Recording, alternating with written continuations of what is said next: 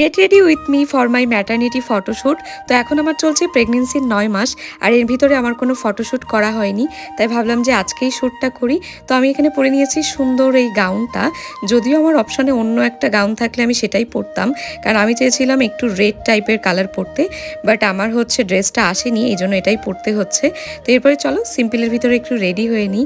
আর আমি কিন্তু চাই আমার প্রেগনেন্সির প্রত্যেকটা মুহূর্ত তোমাদের সাথে শেয়ার করতে, এই জন্য কিন্তু আমি সব কিছু তোমাদের সাথে শেয়ার করার ট্রাই করি। আর আজকের মেকআপটা আমি একটু সিম্পলের মধ্যে করতে চাচ্ছি, কারণ এমনিতেই আমি অনেক বেশি গুলুমুলু হয়ে গেছি, তাই ভাবলাম যে বেশি মেকআপ করার দরকার নেই, এমনিতেই আমাকে গ্লো করছে, মানে মাতৃত্বের গ্লো যেটাকে বলে।